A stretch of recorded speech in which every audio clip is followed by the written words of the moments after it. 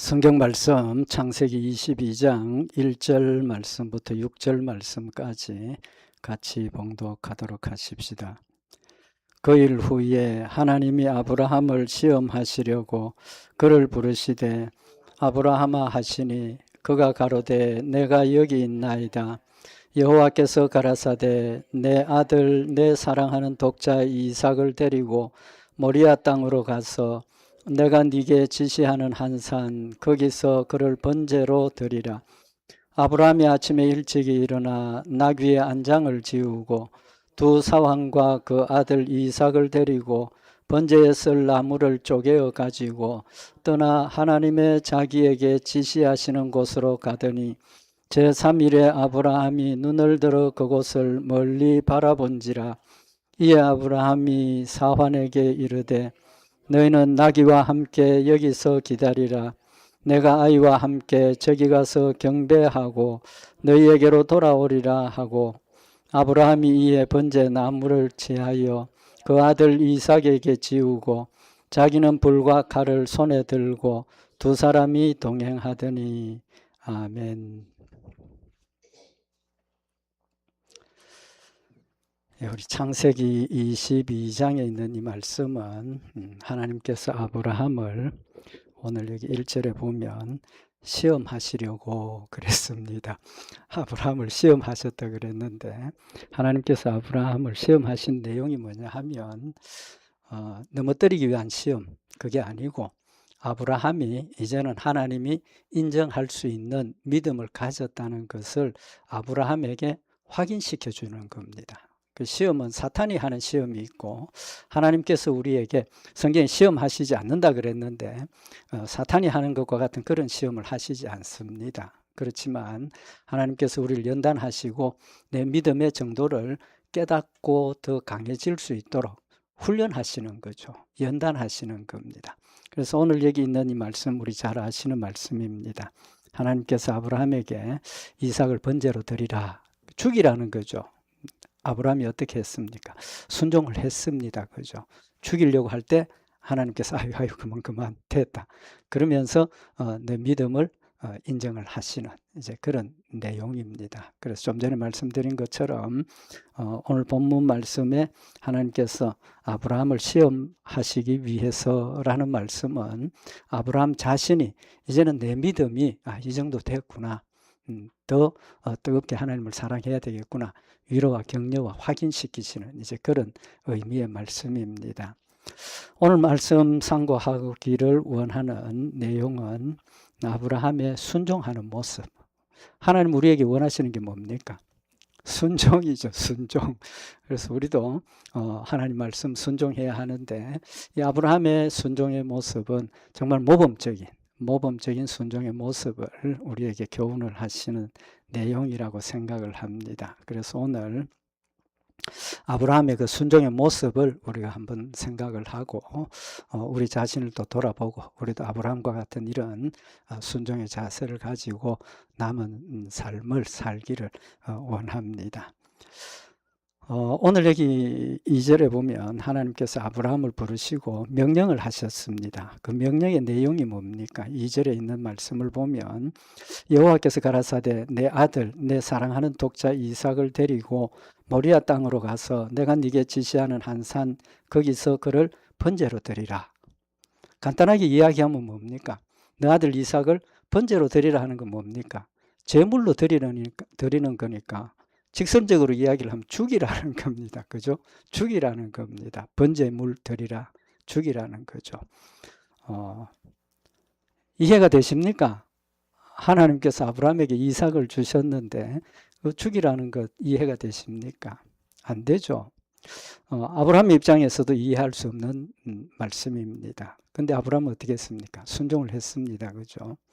근데 오늘 여기 하나님께서 아브라함에게 명령을 하시면서 그냥 하나님께서 아브라함에게 이삭을 모리아 땅으로 가서 이삭을 데리고 모리아 땅으로 가서 내가 네게 지시하는 한 산 거기서 그를 번제로 드리라.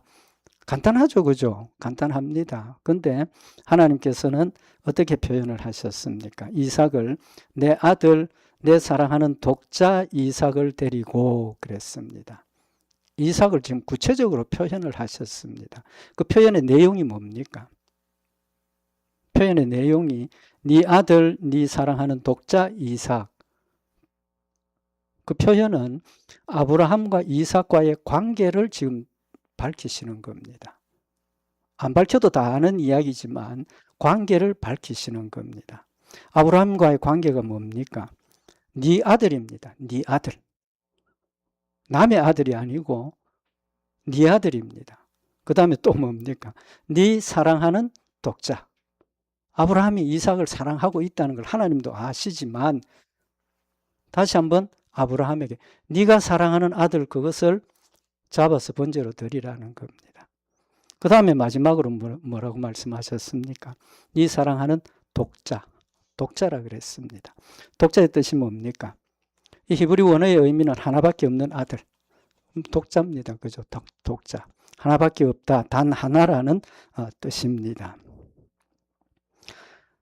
그 다음에 이제 히브리서 11장 17절에 이 말씀을 또 다르게 표현을 하고 있습니다. 구체적으로 어떤 의미인가 하는 것을 히브리서 11장 17절에 보면 아브라함은 시험을 받을 때에 믿음으로 이삭을 드렸으니 저는 약속을 받은 자로 돼 그 독생자를 드렸느니라.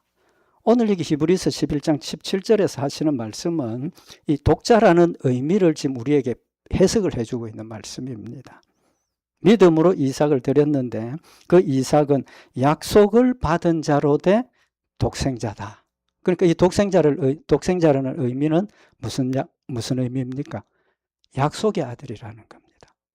그러니까 하나님께서 아브라함에게 약속하신 천국의 약속을 유업으로 이어받는데 그 천국을 유업으로 이어받는 쉽게 말하면 택한 백성. 택한 백성은 누굽니까? 독자 한 사람밖에 없다. 이삭 한 사람밖에 없다는 겁니다. 그러면 하나님께서 우리가 상식적으로 약속을 받은 자 독생자다. 그럼 이 독자 약속으로 받은 아들을 죽이면 하나님이 약속하신 약속을 이룰 수 있습니까? 없습니까? 없지 않습니까? 다른 아들이 있는 게 아니잖아요. 약속의 아들 이 이삭 하나밖에 없다 그랬는데 그 이삭을 죽이라는 겁니다. 할 수 없는 이야기를 지금 하나님 말씀하신다는 거죠. 실제로 성경을 보면 아브라함에게 아들이 이삭밖에 없습니까? 많죠. 후처들도 있고 뭐 이래 가지고 아들이 있는데 창세기 25장에 보면 아브라함의 아들이 이삭 외에도 6명이 더 있다는 걸 볼 수가 있습니다.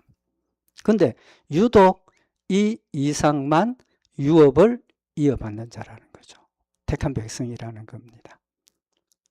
이 이삭 외에는 하나님 주신 약속을 이어받을 자가 아무도 없다는 겁니다. 좀 전에 말씀드린 것처럼 결론적으로 이 아들을 죽이고 나면 하나님이 약속하신 약속을 이룰 수 없는 겁니다. 저 같으면 만약에 하나님 이렇게 말씀하시면 이상한데 하나님 약속하신 걸 이룰 수가 없는데 뭐 해야 됩니까? 기도해 봐야 되죠. 하나님, 이게 정말 하나님 뜻이 맞습니까? 이 이삭 약속의 아들인데 하나님 지금 죽이라고 하시는데 죽이고 나면 하나님 약속이 이루어지지 않는데 이거 하나님 어떻게 하시려고 합니까? 아브라함은 그렇게 하지 않았다는 거죠. 사실은 그렇게 기도할 이유가 있습니까? 없습니까? 없습니다. 왜? 하나님이 말씀을 하시는 거니까. 말씀하시니까 명확하게 하나님 지금 자신에게 직접 말씀하시는 거니까 하나님 이거 이렇게 하면 하나님 뜻이 이루어지지 않는데요. 그 누굴 걱정하는 겁니까? 하나님을 걱정하는 거 아닙니까? 하나님 신실하신 하나님이시고 약속하신 건 반드시 이루시는 하나님이신데 약속 못 이룰까 봐 걱정하는 것 우리가 할 일 아니라는 거죠. 아브라함이 할 일이 아니라는 거예요. 그래서 히브리서 11장 17절에 보면 아브라함은 시험을 받을 때 믿음으로 이삭을 드렸으니 저는 약속을 받은 자로 될 그 독생자를 드렸느니라.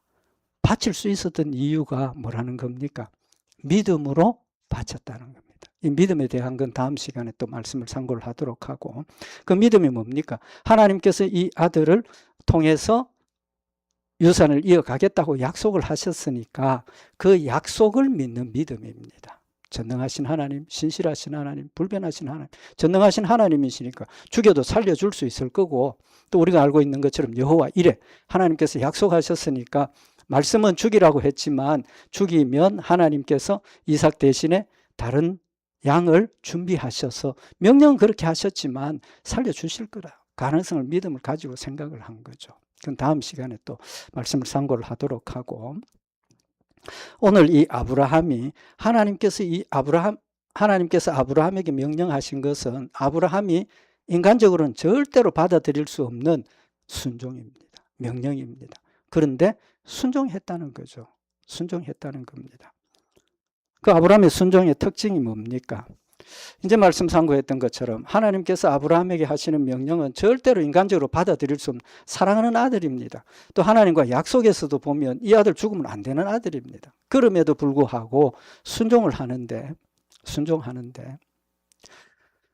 어떤 순종을 하고 있습니까? 3절에 보면 아브라함이 아침에 일찍이 일어나 나귀의 안장을 지우고 두 사환과 그 아들 이삭을 데리고 번제에 쓸 나무를 쪼개어 가지고 떠나 하나님의 자기에게 지시하시는 곳으로 가더니, 아브라함이 하나님의 명령을 받고 어떻게 했습니까? 언제 출발합니까? 아침에 일찍이 출발했다. 이 일찍이라는 히브리어의 의미가 뭐냐 하면, 일찍이라는 이 의미가 밤에서 낮으로 바뀌는 시점, 밤에서 낮으로 바뀌는 시점. 더 구체적으로 이야기를 하면 바뀌는 시간이니까 밤이 끝나고 아침이 시작하는 그런 시점입니다. 그러니까 하루가 시작하는 시점이죠. 그죠? 그렇다면 지금 아브라함이 출발하는 시간은 하루가 시작하는 시간이니까 늦추지도 않고 미루지도 않고 자기가 할 수 있는 최고로 빠른 시간, 밤에는 할 수 없지 않습니까? 하루가 시작하는 그 시간에 이삭을 데리고 종 둘을 데리고 번제에 쓸 나무를 지우고 칼과 불을 가지고 출발을 하는 겁니다. 쉽게 말하면 하나님께서 하신 명령을 즉시로 순종하는 거죠. 즉시로 순종하는 겁니다. 하라 했을 때 예 하고 즉시로 출발을 하는 겁니다. 아브라함의 순종, 이것저것 생각하고 될까 말까, 인간적인 그런 여러 가지 생각, 하나님의 뜻이 맞나 틀리나 그런 생각 없이 하나님 명령이 확실하니까 그냥 즉시로 순종을 하는 겁니다. 하나님 우리에게 원하시는 순종이 뭡니까? 즉시로 하는 순종을 원하시는 거예요. 즉각적인 순종을 원하시는 거죠.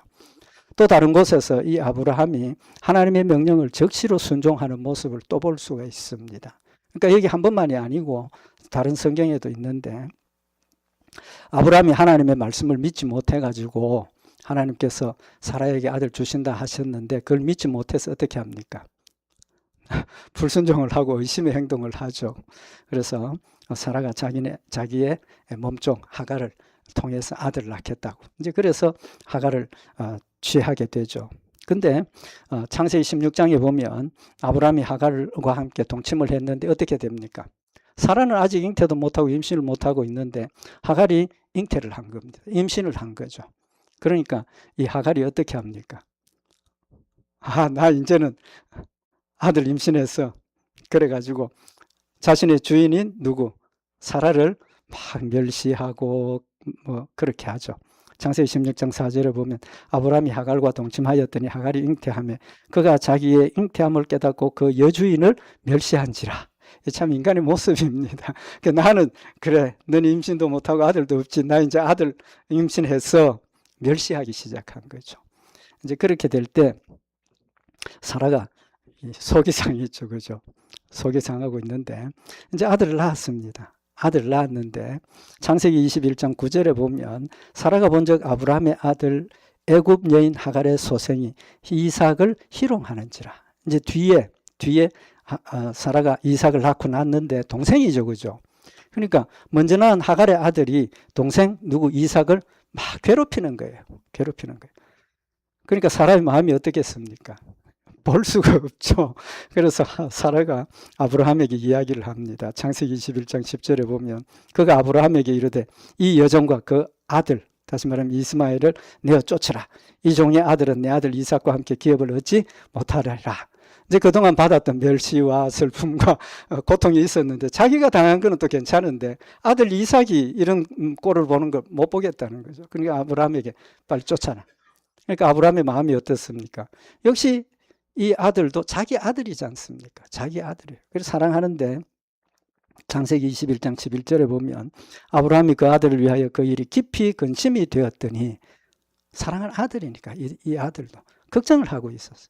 그때 하나님께서 뭐라고 말씀을 하시느냐 하면 창세기 21장 12절에 보면 하나님이 아브라함에게 이르시되 내 아이나 내 여종을 위하여 근심치 말고 사라가 네게 이런 말을 다 들으라. 이삭에게서 나는 자라야 네 씨라 칭할 것임이니라. 하나님께서 사라의 손을 들어주죠. 그러면서 그러나 내 여종의 아들도 네 씨니 내가 그로 한 민족을 이루게 하리라. 쫓아내라. 그렇죠. 보호하겠다. 아브라함이 어떻게 합니까? 하나님의 명령을 듣고 창세기 21장 14절에 보면 아브라함이 아침에 일찍이 일어나 떡과 물 한 거죽 부대를 취하여 하갈의 어깨에 메워주고 그 자식을 이끌고 가게 하매 하갈이 나가서 브엘세바 들에서 방황하더니 이때도 언제 쫓아냅니까? 아침에 일찍이 같은 시간에 하나님의 명령을 받았을 때는 아브라함은 적시로 순종하는 모습을 지금 우리에게 보여주고 있다는 겁니다. 아브라함의 믿음도 연약했고 의심했고 뭘로 믿을까요? 그랬지만 하나님의 명령을 받았을 때는 적시로 순종하는 모습을 보였다는 거죠. 우리도 신앙생활을 하면서 하나님의 명령을 불순종하고 의심하고 원망하고 불평하고 그런 때도 있지만 명확하게 하나님께서 우리에게 주신 명령들은 할 수 있으면 최선을 다해서 적시로 순종하는 그런 모습이어야 한다는 사실을 말씀을 하고 있는 겁니다. 이스라엘 백성들 출애굽시키실 때 마지막에 뭐라고 그랬습니까? 이스라엘 백성들에게 나갈 준비를 하라 그러셨죠. 그래서 출애굽기 12장 11절에 보면 너희는 그것을 이렇게 먹을지니 허리에 띠를 띠고 발에 신을 신고 손에 지팡이를 잡고 급히 먹어라. 이것이 여호와의 유월절이니라. 하나님께서 이스라엘 백성들을 탈출시키실 때 미적거릴 여유가 없다는 겁니다. 지체할 여유가 없다는 겁니다. 준비하고 있다가 가라 할 때 출발하라고 명령을 하고 계시는 거죠. 우리의 삶이 마찬가지라는 겁니다. 우리도 지금 천국을 향해서 가고 있는 이 과정에서 하나님께서 우리에게 명령하시고 요구하시는 그 일들은 우리는 적시로 준비하고 있다가 적시로 출발할 수 있는 그런 순종의 열매가 맺혀야 한다는 사실을 보여주고 있는 겁니다. 그러면 적극 순종한다는 의미가 뭡니까? 하나님의 말씀을 적시로 순종한다는 것. 하나님 말씀을 적시로 순종한다는 것은 하나님 최고의 하나님 중심의 사상입니다. 사실은 우리가 살다 보면 여러 가지 우리 겹치지 않습니까? 해야 될 일이 여러 가지가 겹치죠. 그때 어떤 일부터 먼저 합니까? 제일 중요한 것부터 먼저 하지 않습니까? 제일 중요한 것. 또 꼭 해야 될 것. 그 일부터 하는 겁니다. 우리 앞에 벌어지는 그 모든 일들 중에 어느 걸 제일 먼저 해야 될 것이냐? 누구 걸 먼저 해야 됩니까? 하나님의 명령을 제일 먼저 해야 된다는 사실을 우리에게 교훈을 하고 있는 겁니다. 하나님의 명령이 제일 소중하고 하나님의 명령이 나에게 있어서는 최고의 의무라는 걸 우리가 마음에 새기고 있을 때, 하나님 중심의 확실한 믿음을 가지고 있을 때 우리 앞에 닥쳐지는 선택의 상황에서 하나님의 일을 최우선적으로 적시로 순종할 수 있다는 겁니다. 하나님 중심의 사상을 가져야 된다는 거죠. 두 번째로 적시로 순종한다는 건 왜입니까? 하나님 명령은 오늘 여기 말씀처럼 잘 이해가 안 되고 또 어떤 때는 하나님 말씀 순종하면 현실적으로 뭐가 일어납니까? 손해볼 때도 있지 않습니까? 손해볼 때도 있고 힘들 때도 있고 심지어 자기 목숨을 버려야 하는 그런 절박한 상황도 있을 수 있다는 겁니다. 그런 상황일 때 적시로 순종하지 않으면 어떤 일이 벌어집니까? 믿음이 흔들리게 되는 거죠. 믿음이 흔들리게 되는 거죠. 야, 이거 이렇게 하면 내가 손해를 보는데 걱정하기 시작하면 그래도 하나님이니까 하나님 말씀대로 순종해야지 손해를 보는데 해도 끊고 적시로 순종을 하면 넘어갈 수 있어요. 순종할 수 있어요. 근데 여기 오늘 현실처럼 아브라함이 약속의 아들인데 이 아들 죽이고 나면 하나님 약속 이루지 못하는데, 그런 생각이 들기 시작하면 어떻게 됩니까? 자꾸 지체하게 되는 거죠. 지체하게 되는 겁니다. 하나님의 뜻이 뭔지, 정말 하나님의 이것이 원하시는 건지. 그러나 그에게 하나님의 명령이 명확하고 분명했기 때문에, 적시로 순종했기 때문에 시험에 들지 않고 순종할 수 있었다는 겁니다. 이제 우리가 이야기하는 것처럼 하나님께서 주신 명령임에도 불구하고 하나님의 말씀이 맞는가? 이 사랑하는 아들을 정말 내가 죽여야 되는가? 그런 생각하기 시작하면 자꾸 지체하게 된다는 거죠. 지체하면 어떻게 됩니까? 불순종할 가능성이 더 많아진다는 사실을 말씀을 하고 있는 겁니다. 그래서 하나님의 명령이 명확하면, 하나님의 뜻이 명확하면 우리가 이걸까 저럴까 염려 걱정하지 말고 적시로 우리가 순종할 때 사탄이 우리를 시험하고 우리를 넘어뜨릴 기회를 막아야 된다는 거죠. 지체하고 있으면 우리는 넘어질 수 있다는 사실을 교훈을 하시는 겁니다. 그래서 잠언 6장 9절에 보면 게으른 자여 네가 어느 때까지 눕겠느냐, 네가 어느 때에 잠이 깨어 일어나겠느냐, 좀 더 자자, 좀 더 졸자, 손을 모으고 좀 더 눕자 하면, 지체하는 모습이 바로 그런 모습 아닙니까? 좀 더 눕자, 좀 더 쉬자, 좀 더 있다가, 그러면 멀어진다는 사실을 분명히 말씀을 하고 있는 겁니다. 로마서 12장 1절에 뭐라고 말씀을 하셨습니까? 부지런하여 게으르지 말고 열심을 품고 주를 섬기라. 부지런하라는 게 뭡니까? 적시적시로 순종하라는 거죠. 빨리빨리 처리하고 달려가라는 겁니다. 부지런하라는 겁니다. 열심 품는다는 게 뭡니까? 하나님에 대한 사랑과 하나님에 대한 열정을 가지고 미루지 말고 좀 더 자자, 좀 더 졸자 하지 말고 적시로 순종하라는 겁니다. 그래서 부지런하고 열심을 품고 주를 섬기라 라고 말씀을 하고 계시는 겁니다. 적극적인 순종이 우리 신앙생활의 승리의 비결입니다. 절대적인 비결입니다. 사도 바울의 경우를 볼 수도 있습니다. 사도 바울이 제일 앞장서서 예수 믿는 성도들을 핍박하고 반대하고, 그렇지만 하나님께서 그를 사랑하셔서 변화되게 하시고 하나님을 보여주시고 명령을 주셨지 않습니까? 그래서 사도행전 9장 18절에 보면 눈이 멀어가지고 있던 사울의 눈을 하나님이 밝혀주시죠.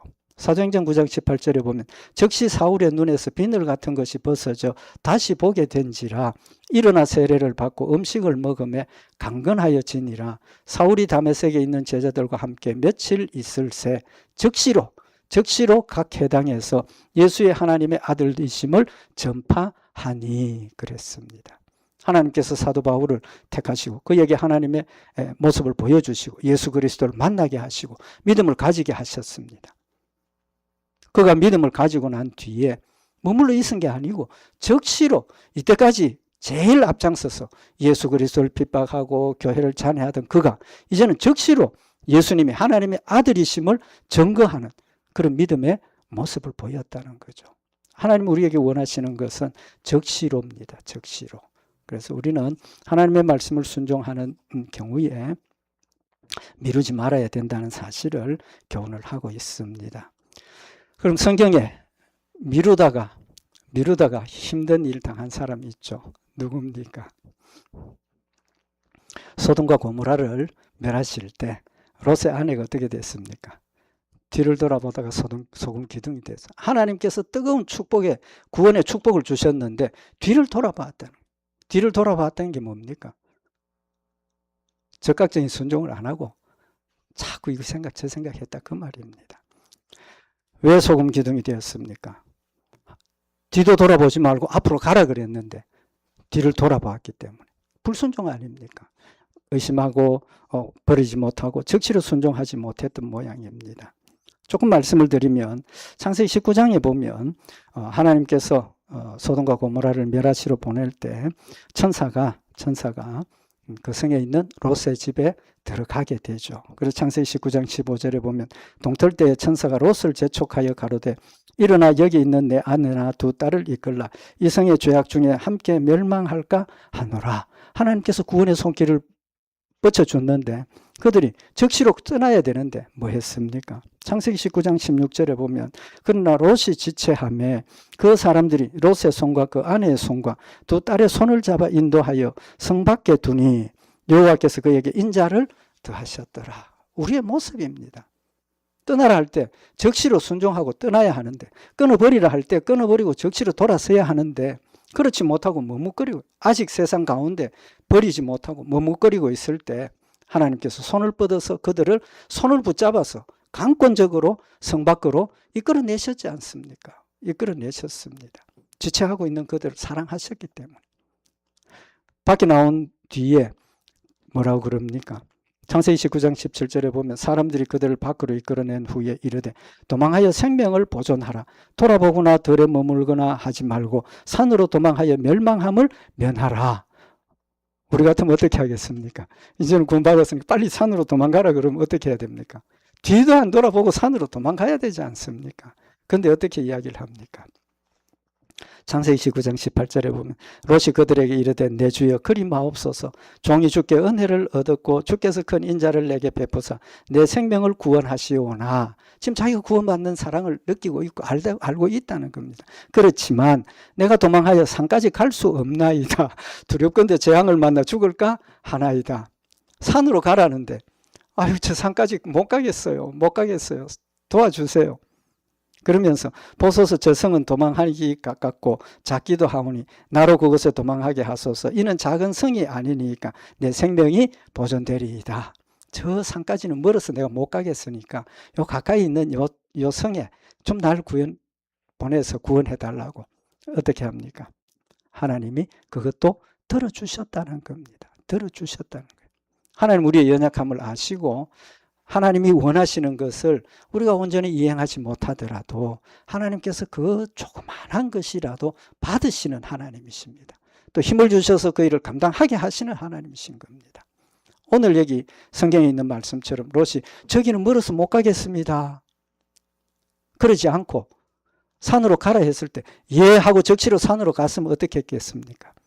뒤돌아볼 필요가 없지 않습니까? 뒤돌아볼 필요 없습니다. 가까운 성으로 가다가 보니까 하늘에서 유황불이 떨어져서 불태우는 그런 내용을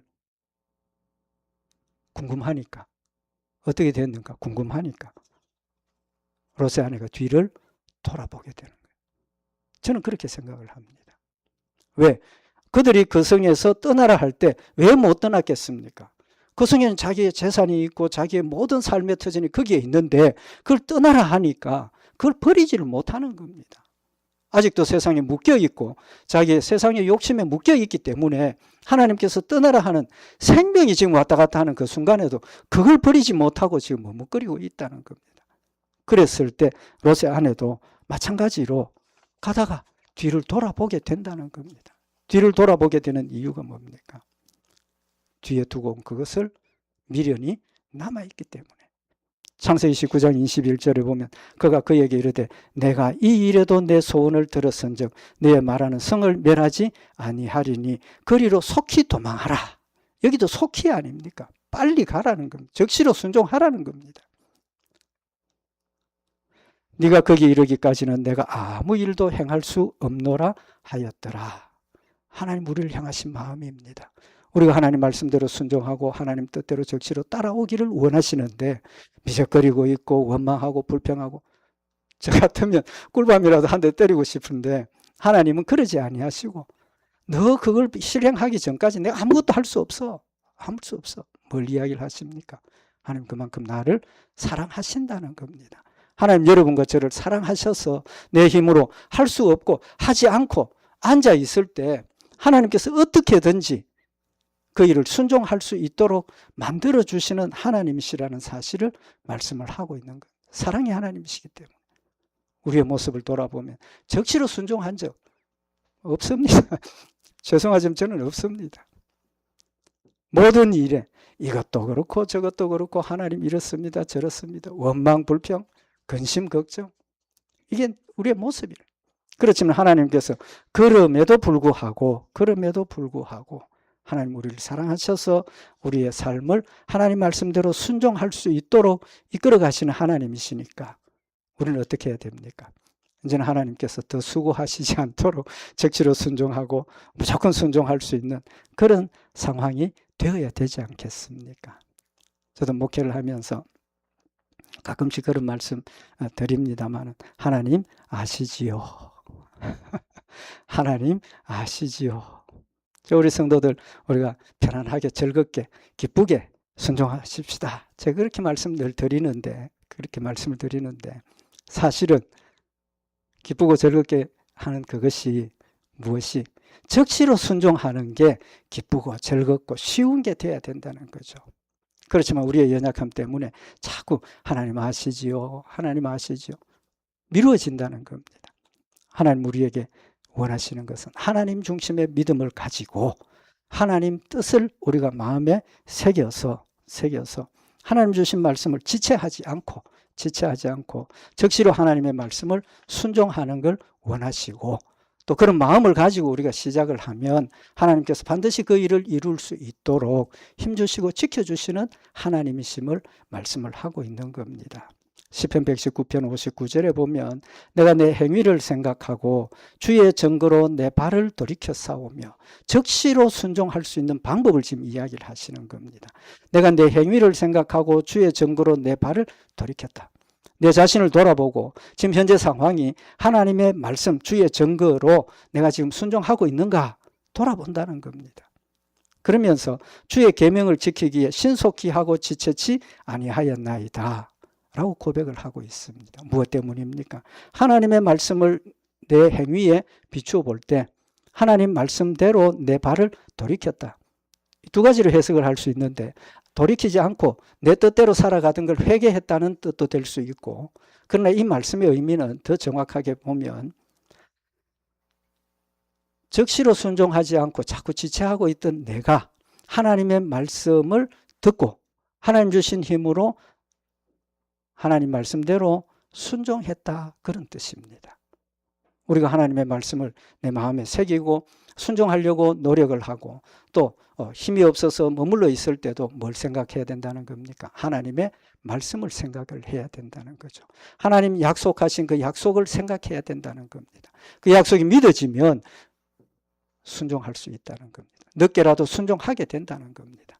그래서 주의 계명을 지키기에 신속히 하고 지체치 아니하였나이다. 우리의 신앙생활의 핵심이 뭡니까? 하나님의 약속입니다. 하나님의 말씀입니다.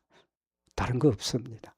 하나님의 말씀이 내 마음속에 기준이 되고 하나님이 내 제일의 중요한 가장 소중한 하나님 중심의 믿음을 가지게 되면 반드시 적시로 순종하고 하나님을 기쁘시게 하고 하나님 주신 힘으로 주의 일들을 감당하고 주의 뜻을 이룬다는 것 우리를 다시 한번 마음에 새겨서 하나님 말씀 중심으로 하나님 명령을 적시로 순종하는 그런 믿음의 열매들을 풍성히 맺고 함께 주님 앞에 아름다운 모습으로 세워지고 하나님 축복을 받아 누리는 복된 교회와 성도들이 되기를 바랍니다. 기도드리십시다.